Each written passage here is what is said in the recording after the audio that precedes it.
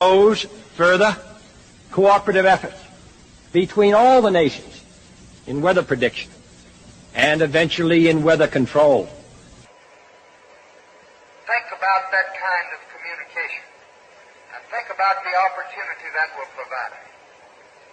It lays the predicate and the foundation for the development of a weather satellite that will permit man to determine the world's cloud layer and ultimately to control the weather, and he who controls the weather will control the world.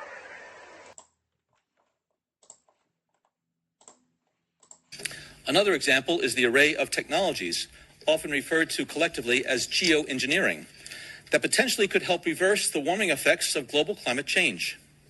One that has gained my personal attention is stratospheric aerosol injection, or SAI, a method of seeding the stratosphere with particles that can help reflect the sun's heat in much the same way that volcanic eruptions do.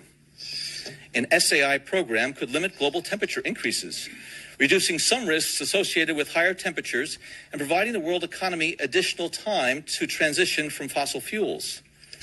This process is also relatively inexpensive. The National Research Council estimates that a fully deployed SAI program would cost about $10 billion yearly. As promising as it may be, moving forward on SAI would also raise a number of challenges for our government and for the international community. On the technical side, greenhouse gas emission reductions would still have to accompany SAI to address other climate change effects, such as ocean acidification, because SAI alone would not remove greenhouse gases from the atmosphere. On the geopolitical side, the technology's potential to alter weather patterns and benefit certain regions of the world at the expense of other regions could trigger sharp opposition by some nations. Others might seize on SAI's benefits and back away from their commitment to carbon dioxide reductions. On the geopolitical side, the technology's potential to alter weather patterns and benefit certain regions of the world at the expense of other regions could trigger sharp opposition by some nations. On the geopolitical side, the technology's potential to alter weather patterns and benefit certain regions of the world at the expense of other regions could trigger sharp opposition by some nations. A hurricane. We said earlier this morning that it was possible that could happen today. Some said it might happen tomorrow, and it's already happened. And so it's strengthened. Hasn't moved that far since the morning. It's going to start picking up the pace there as it comes closer to Florida before it makes landfall, likely sometime on Wednesday afternoon.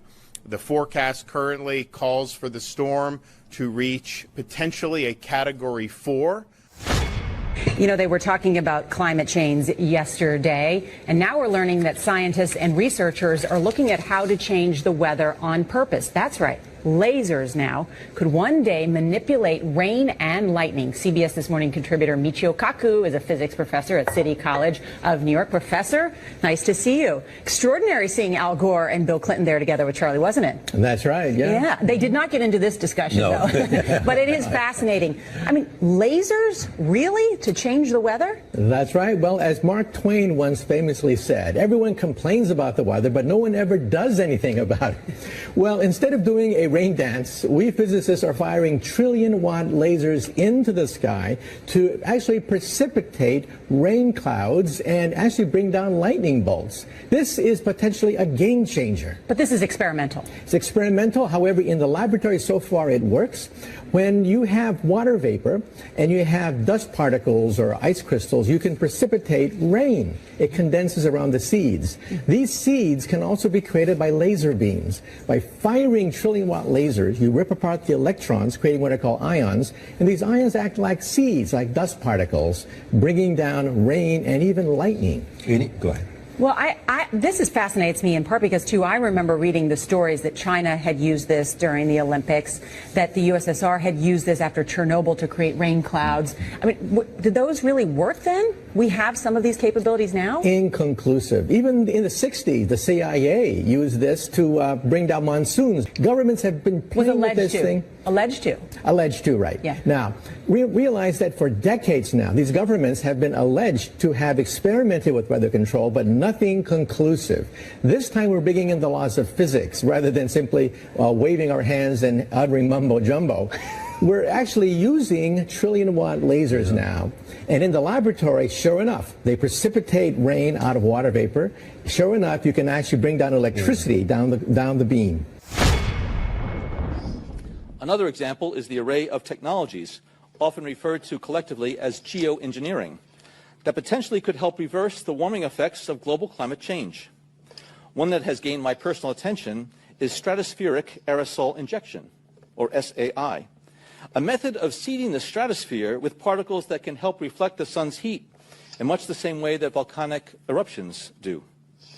An SAI program could limit global temperature increases, reducing some risks associated with higher temperatures and providing the world economy additional time to transition from fossil fuels.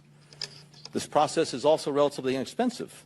The National Research Council estimates that a fully deployed SAI program would cost about $10 billion yearly.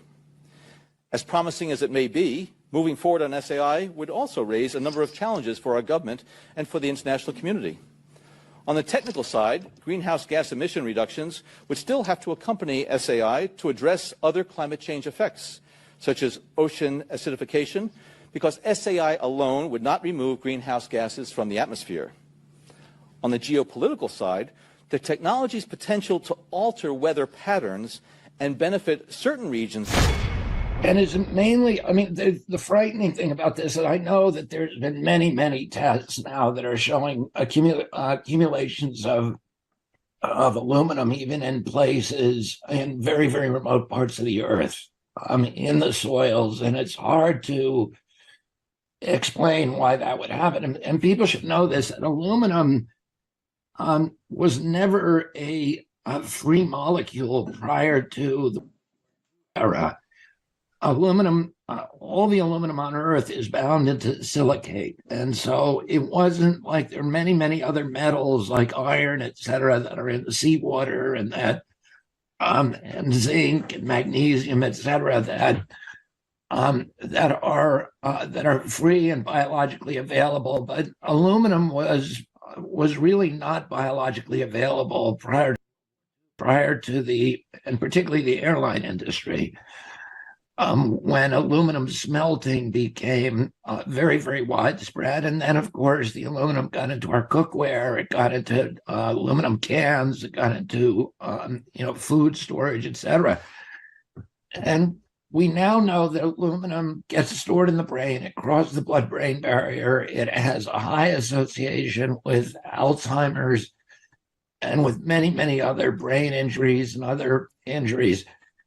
And so it's kind of frightening to think that somebody may be putting large amounts of bioavailable aluminum into the environment, spraying it in microscopic particulates from airplanes.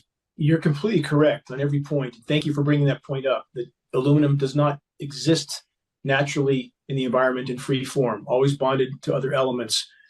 And we now have lab tests from around the world, all of which contain some level of aluminum. That's what brought me into this fight. When I began to lose massive amounts of my solar power uptake, I spent my whole life trying to get out of the smoggy Southern California, moved to the Pacific Northwest, built this off-grid home, and was losing huge amounts of my solar power uptake from whatever these aircraft were emitting, which I knew could not be condensation, not to block 70 or 80% of my solar PV uptake on some days. And that doesn't mean there's an 80% reduction in overall light. It just means you have to have direct sunlight for solar panels to function. I began to test my precipitation, did not want to find that primary element of aluminum, but I did. I continued to test my precipitation. And in the course of 18 months, the amount of aluminum in a single precipitation event went from 7 ppb, parts per billion, to 3,450 ppb in a single rain event. That's highly toxic rain. So much aluminum is falling in our region of Northern California. It has altered soil pH values from 10 to 12 times toward alkaline. Rain pH should be about 5.6 based on atmospheric carbon loading. We're seeing now 6.6, 6.8 in some cases. We're testing individual precipitation events, the precipitation that is very high in aluminum. It's actually pushing the pH value toward neutral. And in regard to where else that might be coming from, because that's a question people ask. Maybe there's some industry across the street from me or so forth. We know from CARB, California Air Resources Board, that when they're testing from the aerosols from China, Japan, Asia, there's nothing between us and them. And CARB studies do not show aluminum migrating across the ocean. Mercury can, of course, because it converts to a gaseous state, but not aluminum. So where is that much metal coming from? And a final note, your viewers, your followers can watch the world's most recognized geoengineer, Dr. David Keith, who works for Mr. Gates, works with Mr. Gates, works for Harvard as well. It's about the fact, an uncomfortable fact, but it is a fact, that we have the technical ability to do this. They are all fast-acting, they are cheap, and they are fundamentally imperfect. There are problems of how you control something where an individual country can have tremendous leverage over the whole planet's climate, and where there are winners and losers in ways that really could be unpredictable. And I mean, not to frighten you, but I think you can imagine scenarios that lead to. Bill Gates is now backing something called sun-dimming technology that would reflect sunlight out of the Earth's atmosphere, causing global cooling. Ooh, that's not fraught with risks. You thought gain-of-function research on pathogens was dangerous. Try that. But that doesn't stop Harvard University. Its scientists are testing that technology by spewing calcium carbonate dust into the atmosphere. Well, the World Economic Forum's looking into it. We've got a tweet from the Daily Wire. Should be no risk. World Economic Forum pushes space bubbles to block out the sun and stop climate change. So just to give you the range, it's now 600 highly educated people located around the world. This can be profoundly overwhelming, this subject, but if you break it down to what you can do on every single day, any given day, pass on credible data from a credible source, that's how you wake people up. Running out in the street and ranting and pointing at the jet spraying, again, it's not condensation. This is a sprayed particulate dispersion. And on that note, by the way, all military tankers, all U.S. commercial carriers have high bypass turbofan jet engines. That's a jet-powered fan, which is nearly incapable of producing any condensation trail except under rare circumstances. So we're seeing sprayed particulate dispersions. The way you wake people up, pass on credible data. We offer printed materials at geoengineeringwatch.org for at or below our cost. Very effective at waking people up. A picture's worth 1,000 words, or you can share the links for free from our site. But pass on credible data, plant the seed, move on, allow it time to sprout, because this is a very overwhelming subject. But if we keep doing that and we reach a critical mass of awareness, we'll cause a shockwave around the world. People participating will know what they're participating in, specifically our military brothers and sisters that are being told they're doing something benevolent when it's anything but. We have to reach a critical mass of awareness. All of us needed to do that. What you're about to hear is perhaps one of the most vital information out there to this day, at least in my opinion, on geoengineering, coming from the man who is actually participating in this geoengineering program. Take a listen. You could actually spray sulfuric acid in the stratosphere 20 kilometers over our head and use that to stop the planet warming up in a ugly tech fix. You can spray something into the atmosphere to change. Spray pollution into the atmosphere to stop it warming. How do you do this? You start with a fleet of modified business jets and say 20,000 tons of sulfuric acid into the stratosphere every year, and each year you have to put a little more, and this doesn't in the long run mean that you can forget about cutting emissions. We will need to rein in. No, we'll get to it eventually. In the meantime, we're shrouding the earth in sulfuric acid. So people are terrified about talking about this because they're scared that it will prevent us cutting emissions. Right, and also that it's sulfuric acid. We put 50 million tons of sulfuric acid in the air now as pollution. And 1 million people a year worldwide. Okay, but it'll be better if we put more in. We're talking about 1% of that. 1% more. We're just 10,000 more people. You can do math. What happens to the sulfuric acid after it's sprayed? Does it just stay up there? No, it rains down, but it's a tiny addition to what we're already doing. Is there any possible way this could come back to bite us in the end? It actually turns out to be an old idea. This was known since President Johnson. You ever look at those planes up there? They have contrails behind them. Maybe all those planes with the contrails, maybe they're actually spraying chemicals into the atmosphere right now, and Uncle Sam isn't telling us. Seems extremely unlikely. That the United States is not telling something to its citizens? That seems extremely likely to me. Read the newspaper. I think they might have your idea already.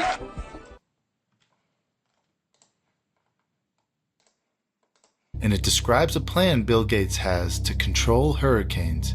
Yes, you heard me right. Bill Gates wants to control hurricanes. Now, I wouldn't focus on the how and the why of this article. Instead, I would put my focus on the elephant in the room, and that is that Bill Gates wanted to, at the time of this article, or still wants to, who knows, spend his billions of dollars to control the weather, and specifically hurricanes. Quote, "Good news, folks. Microsoft founder Bill Gates has turned his attention to controlling the weather. 5 U.S. Patent and Trade Office patent applications, made public on July 9th, propose slowing hurricanes by pumping cold, deep ocean water in their paths from barges. If issued, the patents offer 18 years of legal rights to the idea for Gates and co-inventors, including climate scientist Ken Caldera of the Carnegie Institution of Washington. Hurricanes, most famously demonstrated by the deadly intensification of Hurricane Katrina before its landfall in 2005, draw strength from warm waters on the ocean's surface. The patents describe a system for strategically placing turbine-equipped barges in the path of the storms to chill sea surfaces with cold water pumped from the depths. First requested by Bill Gates and colleagues last year, the patent describes methods not limited to atmospheric management, weather management, hurricane suppression, hurricane prevention, hurricane intensity modulation, hurricane deflection to manage storms. Given the scope of the applications, I suspect these will have a lengthy stay in the examiner's office. They're talking about some interesting issues here, says patent expert Gene Quinn of IPWatchdog.com. The Bill and Melinda Gates Foundation and Caldera declined to comment on the patents. The bottom line here is that if enough pumps are deployed, it is reasonable to expect some diminishment of hurricane power, says hurricane expert Kerry Emanuel of the Massachusetts Institute of Technology. He is not part of the patent effort.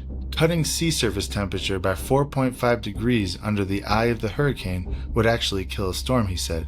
This would have to be done on a massive scale, but is still probably within the realm of feasibility, says climate scientist Michael Mann of Pennsylvania State University in State College. Quote, "Needless to say, there's a whole lot of skepticism about this among tropical meteorologists, but it's not so ridiculous that I would actually dismiss it out of hand. There is certainly an important role of upper ocean mixing on tropical cyclone behavior," end quote. So there it is, folks. Proof that in 2009, Bill Gates had 5 patents that are linked to weather modification.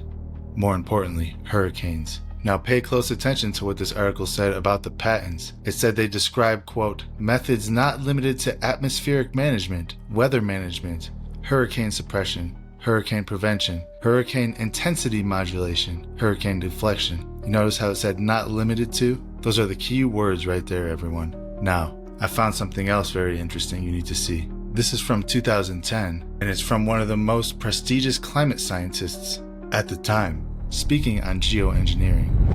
Dr. Ilya Perlingeri. Perlingeri is the author of The Uterine Crisis, one of the first books to link environmental toxins with the staggering rate of women's reproductive illnesses.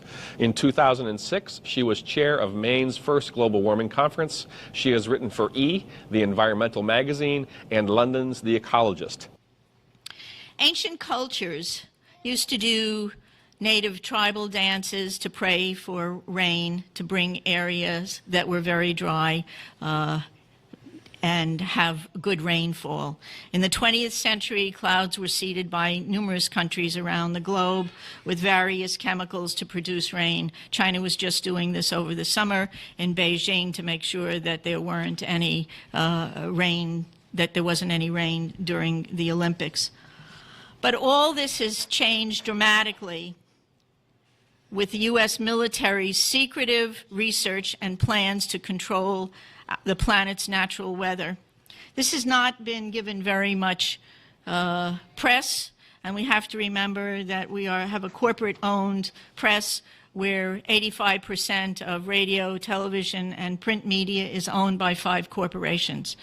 So they're not going to talk about things that are of really serious consequence, and that's somewhat of the blessing, a mixed blessing of the internet, but there's certainly plenty of information on weather modification.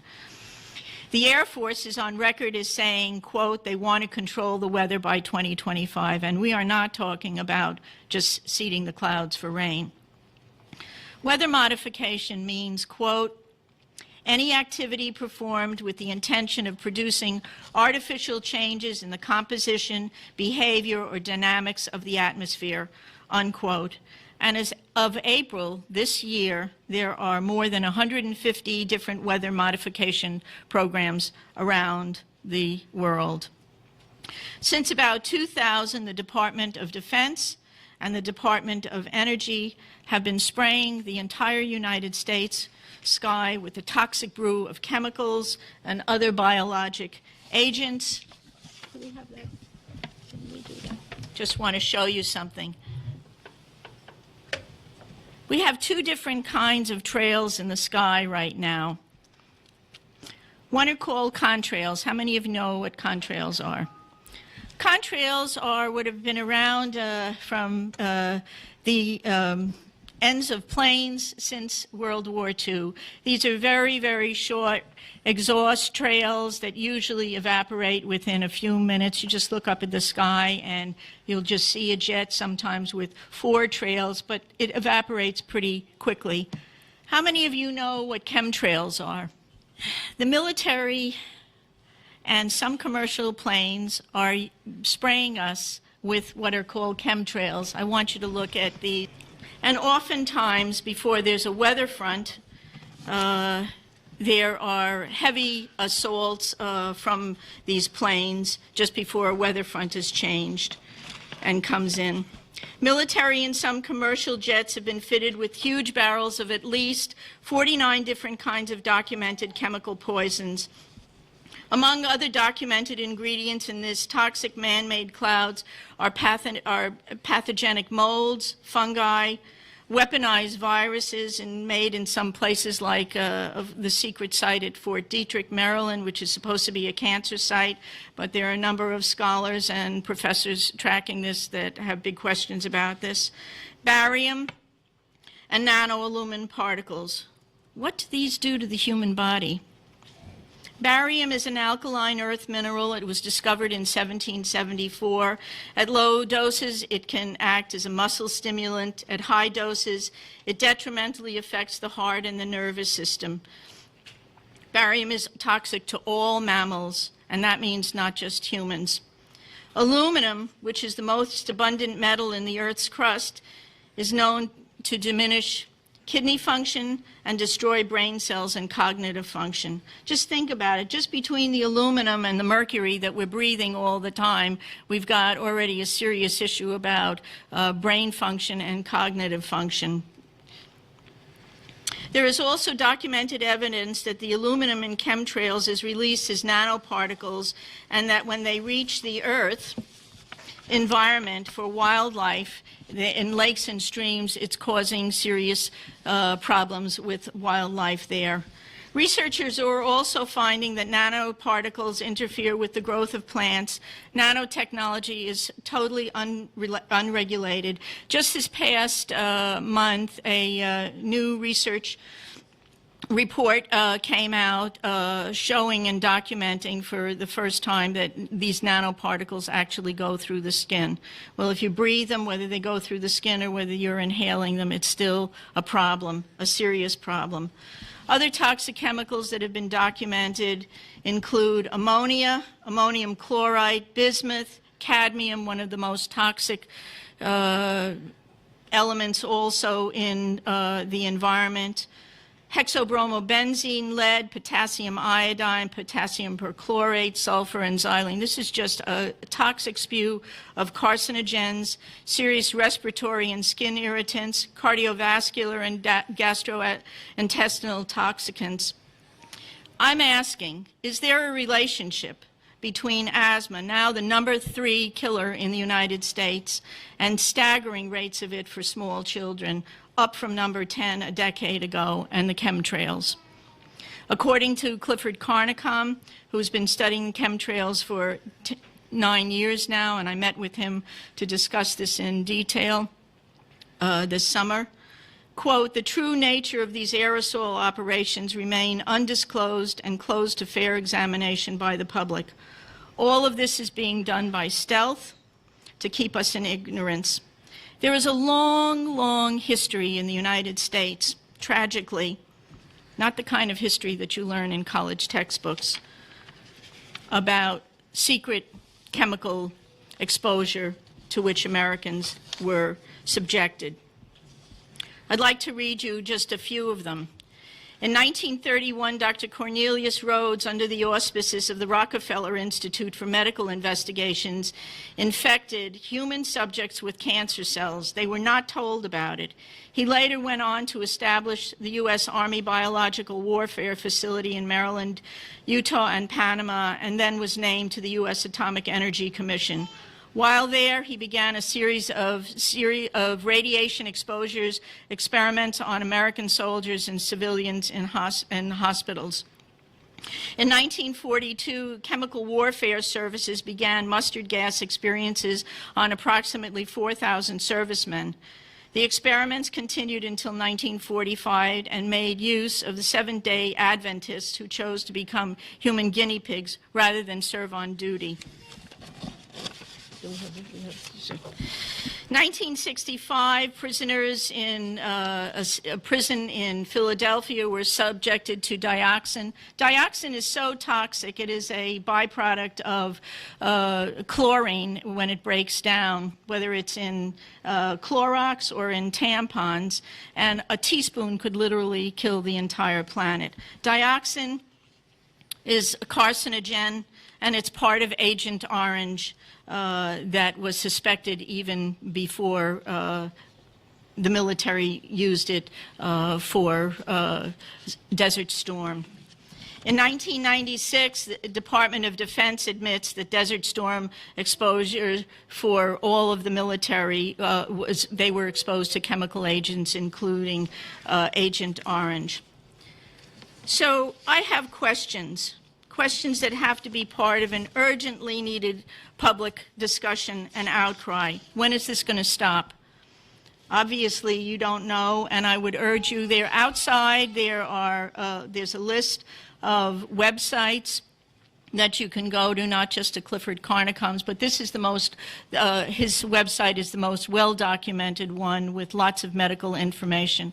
I've talked to over 100 doctors just in this past 6 months, naturopaths, MDs, all sorts of people in healthcare, and there we have staggering rates of upper respiratory and cardiovascular problems that we never used to have. There's a brand new emerging field, and that's called environmental cardiology, and they're not even dealing with the issues of weather modifications and chemtrails. I'd like to know, how are the real drought conditions by nature exacerbated by a constant spew of aerosols in the chemtrails? How much of global warming or climate change is actually caused by billions of tons of these aerosols that have been sprayed over us for the last 8 years without our permission?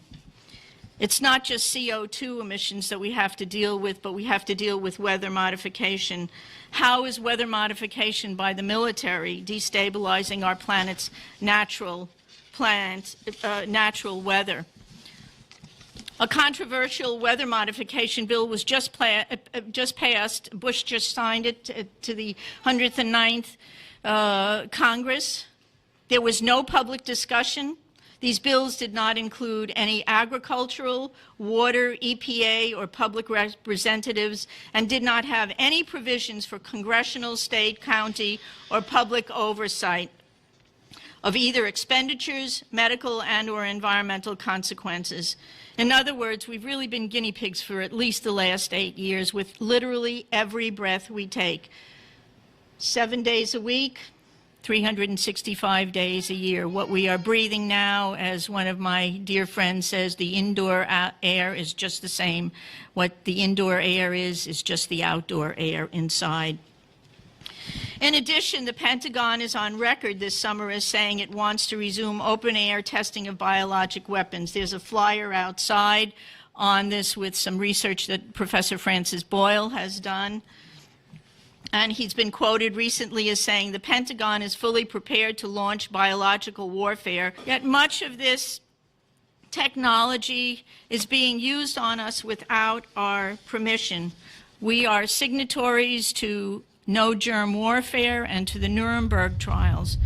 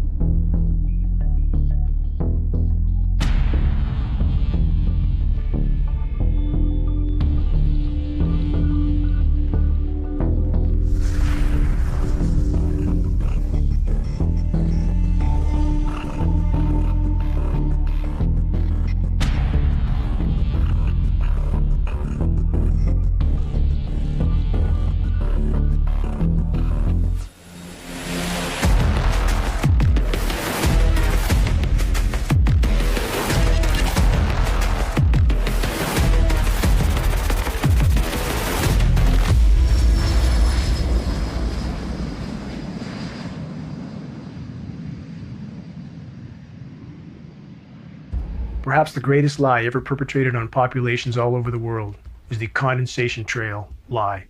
What we're seeing in our... This is a map, as you can see, and Asheville, North Carolina is at 2,200 plus feet above sea level. So it's up there. It's almost a half a mile above sea level. And it's also a 6 hour and 29 minute or 398-mile drive away from the ocean. I don't care what new science has to say. Science has shown that the reason we get hurricanes in Boston is because we're on the ocean. The reason Florida gets hurricanes in hurricane season is because they're surrounded by the ocean. The reason that Charlestown, Myrtle Beach, Wilmington, Norfolk, Philadelphia, New York sometimes experience hurricanes is because they're on the ocean. And as you can see, eastern Tennessee and western North Carolina are not near the ocean whatsoever at all. So, what am I saying here? Well, I'm going to say that this storm was steered and manipulated exactly like Hurricane Helene in 1958 was. Oddly enough, this storm attained hurricane strength on September 26, and conditions became increasingly favorable for a tropical cyclone development. And guess where it landed? Yeah, same thing, same time, except in this storm, the military was experimenting by dropping dry ice in this to see if they could anger or control or steer the storm in a certain way. Well, that was back in 1958, and let me explain something to you right now. Times have changed and technology has changed, and your government has been working on how to own the weather in 2025, 2 months, my entire life. And this is the entire playbook. I've been passing this playbook around for time immemorial, and people just don't seem to care. I'll leave links to it below, but the government absolutely, without a doubt, can control the weather because it is the biggest weapon, because it gives them plausible deniability, because climate change, another absolute hoax. This, my friends, is climate change. It's the government using the weather to do their dirty work. Let me explain. I started out on YouTube over 14 years ago, and what I was doing was simply pointing a camera at the sky and asking if anybody else noticed anything. Good morning, YouTube. I'm in Boston, Massachusetts. Logan Airport is right over there. And here's a fella laying down quite a thick chemtrail right now. Look at that, huh? Good stuff. And the best part about today is right over Boston, there's actually 5 jets doing coordinated skywriting. And this big fella right here is going to fly right through their field. Right through it. The weird thing is the skywriting, you can barely see it. It just keeps dissipating.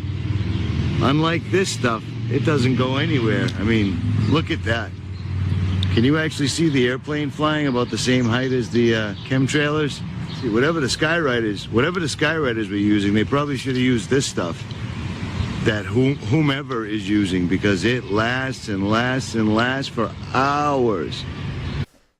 So you get my point. I've been doing this a long time, and this is exactly how I started. I've been following every single solitary thing they've been doing, and they've been doing a lot. From Bill Gates wanting to dim the sun or spray in front of the sky to dim out the sun to save us from climate change, to the hundreds of patents that go back to 1891 that talk about messing, controlling, and screwing with the weather. Now, these are the same guys that can't balance the national debt. They can't even say a speech. They can't even do a debate for president. But these guys have been at this for a long, long time, and they're going to dim the sun and save us all. Well, let me tell you a secret. They have been dimming the sun. They have been dimming the sun. It's no secret, but they fight back against us, and on the mainstream news, they tell you things like this is simply condensation from an airplane, etc., etc., etc. Well, sir, I beg to differ. Why would they want to use the weather in Asheville, North Carolina? What's so special about Asheville? Well, I'm glad you asked.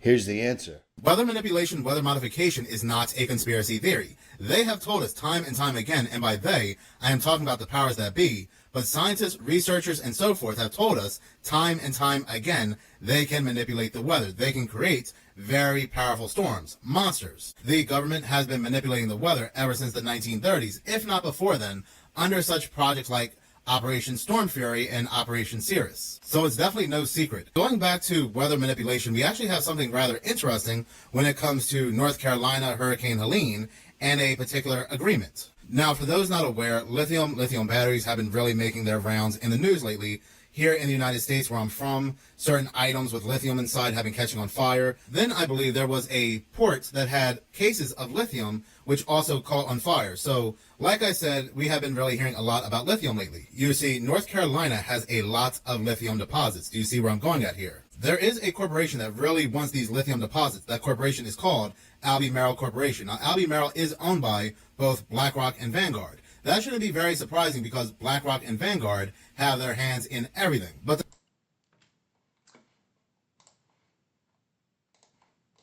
it lays the predicate and the foundation for the development of a weather satellite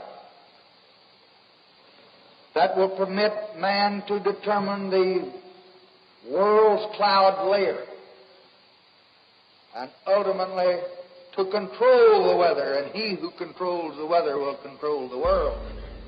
There are many known ways to control the weather, and the best way to steer it seems to be with the NEXRAD Doppler Weather Radar Network. The circular blue flashes seen in this video are frequency transmissions from the NEXRAD network of transmitter installations.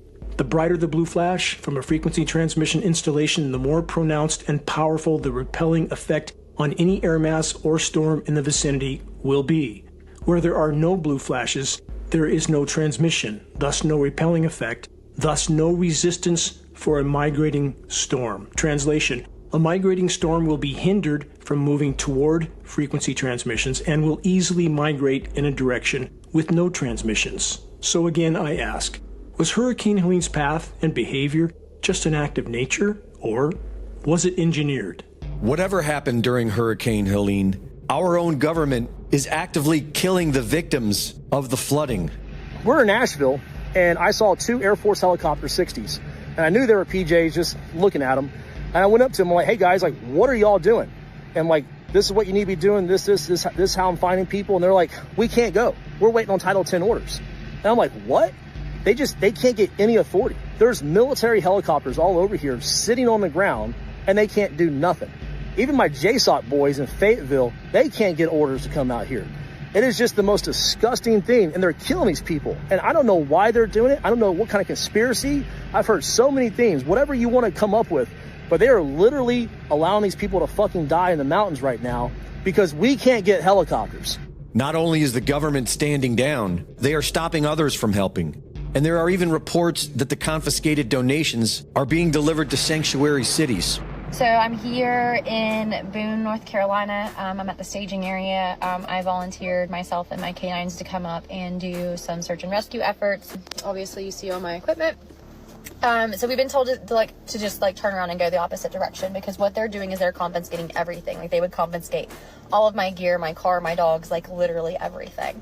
There are some people who have been tracking these FEMA agents and what they do with these supplies after. And these are people that are directly associated with the group that I'm volunteering with. And essentially what they're doing is they're taking these supplies to sanctuary areas for illegal migrants and giving it all to them. An unmarked black helicopter was caught on camera deliberately causing thousands of dollars of damage to a donation and support center. The government is no longer trying to hide. They are now killing us out in the open. And the radical Marxists working at FEMA are not really concerned with most of the people. LGBTQIA people and people who have been disadvantaged already are struggling. They already have their own things to deal with. So you add a disaster on top of that, it's just compounding on itself. You know, the shift that we're seeing right now is a shift in emergency management from utilitarian principles where everything is designed for the greatest good for the greatest amount of people to disaster equity. We the people point out that they are killing us, and they complain that it's hurtful. What kind of impact has this had on the recovery effort? It has a tremendous impact on the comfort level of our own employees to be able to go out there, but it's also demoralizing.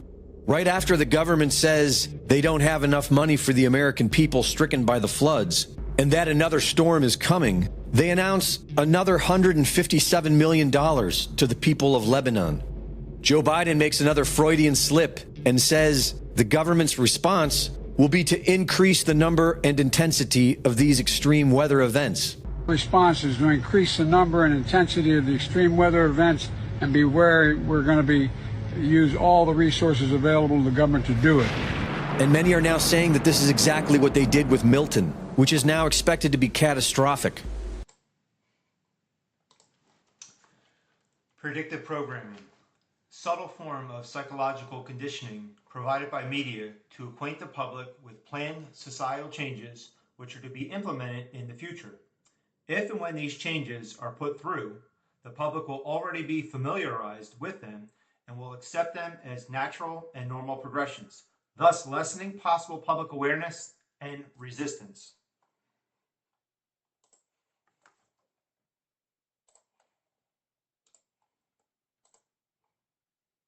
Project Phoenix.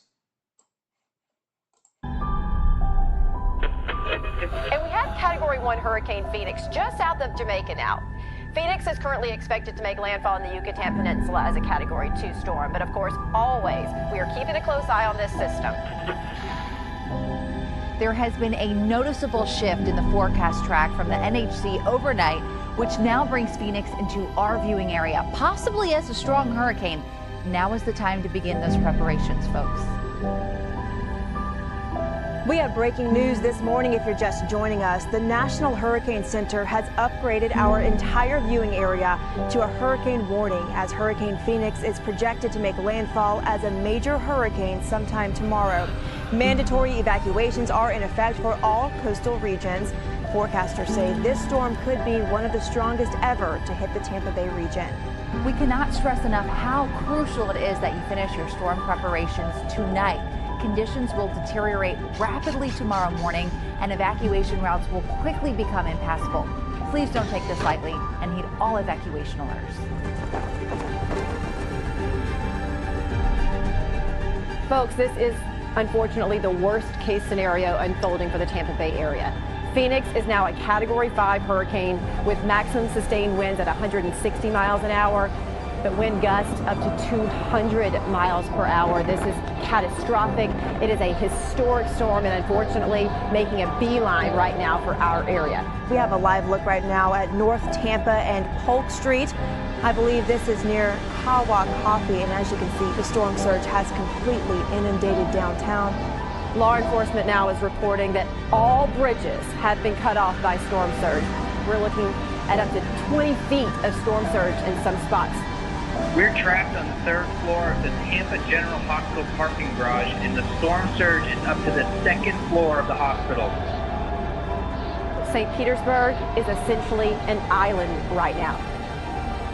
A viewer from Brooksville is reporting roofs being torn off of businesses there, so this is a very important reminder that this is not just a coastal storm.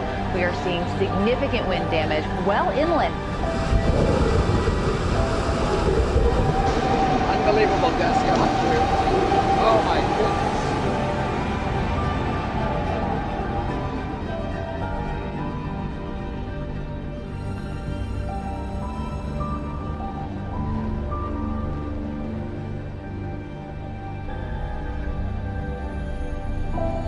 The damage this morning is unimaginable. The beaches are essentially gone.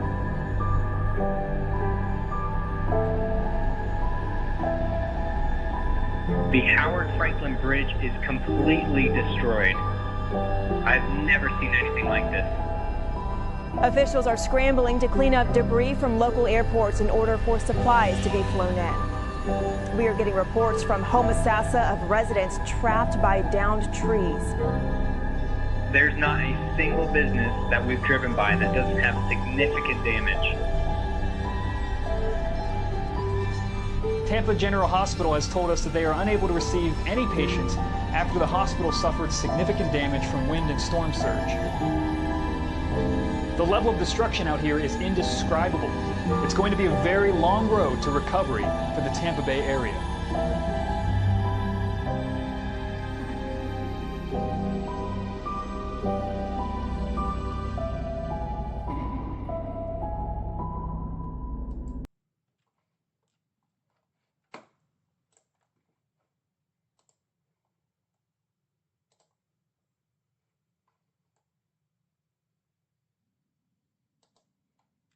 Here it comes. If you meet with people who don't believe in climate change, don't believe in global warming, and there are a lot of them, what do you say to them? What do you say to them to convince them? So if I could convince people in one sitting, that would be fabulous, but that has proven quite difficult. I tell everybody it takes years where people see the evidence, and the problem we have in climate change is we don't have a 9/11 or a Pearl Harbor. It's slow motion. So everybody that I speak with acknowledges that the climate is changing. Just the nudge that we work on, and people on my side of this, is pointing out that humans are causing it. So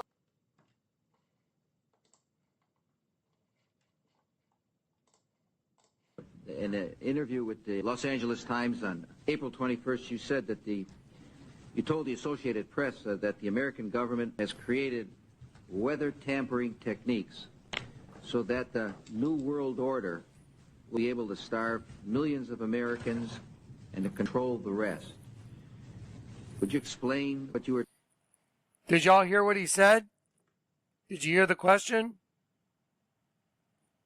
Question in an interview with the Los Angeles Times on April 21st, you said that you told the Associated Press that the American government has created weather tampering techniques so that the New World Order will be able to starve millions of Americans and to control the rest.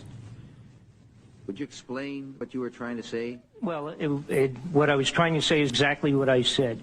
There is weather control techniques. We have a complete package on that, which I did not bring, but I certainly will see to it that it is brought in for the record. Number one, the entire patents on the equipment. Number two, Senator Claiborne Pell's complete statement and story of his own that not only does it exist, that we even utilize it as far back as the Vietnam War. You might want to touch base with Senator Pell. I just want to repeat before we turn to... So yes, but we do have all that information. You're saying the government has created weather tampering techniques so that the, quote, New World Order will be able to starve millions of Americans. Worldwide.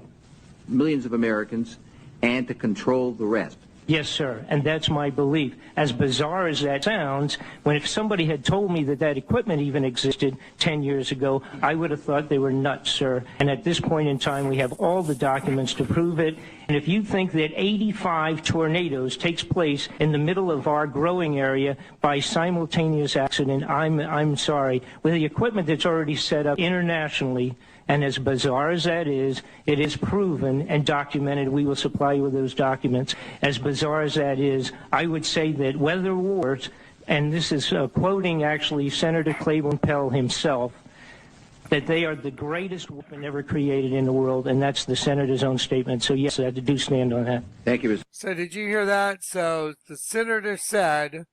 Say that weather wars, and this is quoting actually Senator Claiborne Pell himself, that they are the greatest weapon ever created in the world, and that's the senator's own statement. So yes, I do stand on that. Thank you, Mr. Fletcher. Thank you, Mr. Chairman.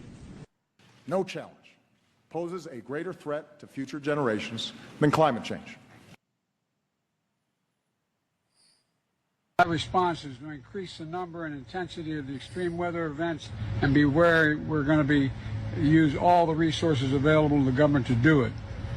Going to pause. Task we have now is to actually create a new world order, because the global order is changing again, and the institutions and the rules that worked so well in the post-World War II era for decades, they need to be strengthened, and some have to be changed. We have before us the opportunity to forge for ourselves and for future generations a new world order. A world where the rule of law, not the law of the jungle, governs the conduct of nations. When we are successful, and we will be, we have a real chance at this new world order, an order in which a credible United Nations can use its peacekeeping role to fulfill the promise and vision of the UN's founders. There's a need for a new world order, but it has different characteristics in different parts of the world. Never before has a new world order had to be assembled from so many different perceptions or on so global a scale. Nor has any previous order had to combine the attributes of the historic balance of power system with global democratic opinion and the exploding technology of the contemporary period. After 1989, President Bush said, and it's a phrase that I often use myself, that we needed a new world order. I think his task will be to develop an overall strategy for America in this period when really a new world order can be created. It's a great opportunity. It isn't just a crisis. What is at stake is more than one small country. It is a big idea, a new world order where diverse nations are drawn together in common cause to achieve the universal aspirations of mankind: peace and security, freedom, and the rule of law. Such is a world worthy of our struggle and worthy of our children's future. So, in conclusion, ladies and gentlemen, a new world is emerging. It is a new world order with significantly different and radically new challenges. And the hope that each of us has to build a new world order. And I strongly believe India will be a central actor in the new world order.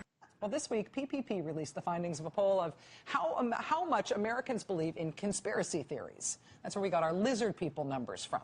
We also learned that the percentage of Americans who believe that a secret power elite with a globalist agenda is conspiring to eventually rule the world through an authoritarian world government or new world order, that percentage is 28%.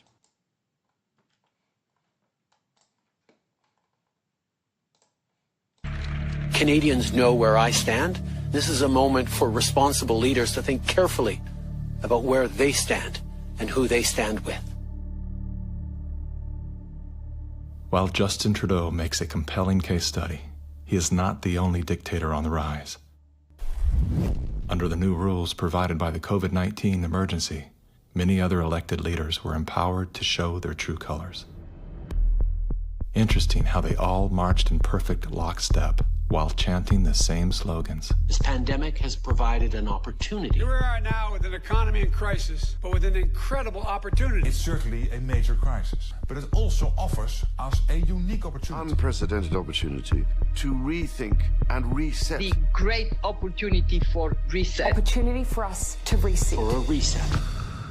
It's almost as if they all attended the same school of thought and studied under the same professor.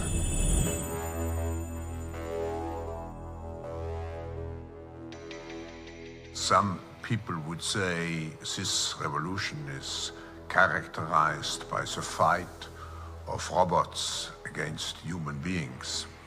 And we will win this fight. Professor Klaus Schwab was born in 1938 in Ravensburg, Germany, where Nazi crimes against humanity were committed. His father, Eugene Wilhelm Schwab, was the managing director of Escher Weiss Ravensburg, a company that used slave labor to manufacture weapons of war for the Third Reich. While Klaus's father was at the helm, the Nazi Party awarded Escher Weiss Ravensburg the title of National Socialist Model Company. Years later, Klaus Schwab joined the board of directors at Escher Weiss Ravensburg, where he played a key role in the development of South Africa's nuclear weapons program during the darkest years of the racist apartheid regime. Today, Klaus Schwab is the founder and executive chairman of the World Economic Forum. If you'd like to meet the people who are supposed to repair the state of the world or give a piece of your mind to the bankers who helped get us into this mess, we can tell you where to find a lot of them. The World Economic Forum. Founded in 1971, the World Economic Forum is an international private organization which receives billions of tax-free dollars from its members and their global enterprises. Every year, the WEF brings together its members with world leaders, big pharma executives, tech titans, Hollywood celebrities, media personalities, and internet influencers to meet in the secluded mountains of Davos, Switzerland. It is a tiny town folded into the Swiss Alps, a village where you could bump into Bill Clinton, Bill Gates, the head of Google, and the Queen of Jordan, all in one place. A lot of reporters cover the forum, but few get inside. It turns out there are two Davoses, one you see and one you don't. After hours, there are hundreds of private parties where deals are done. People who can't be seen together in public can meet here.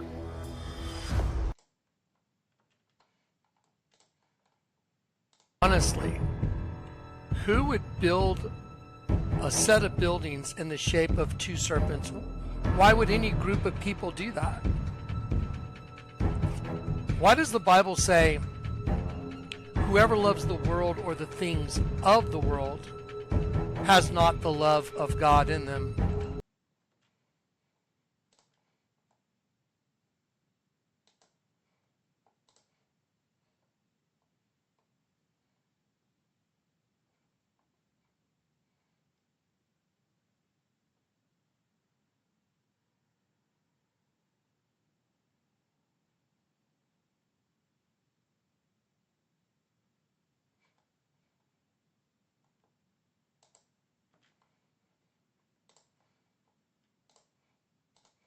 Whether or not it's Audience Hall or whether or not it's the Vatican proper. They're both serpents. Who is the enemy of God's angels? pretty obvious now, isn't it? Links for all videos these clips were found will be included in the description box below. Thank you for your time, and God bless.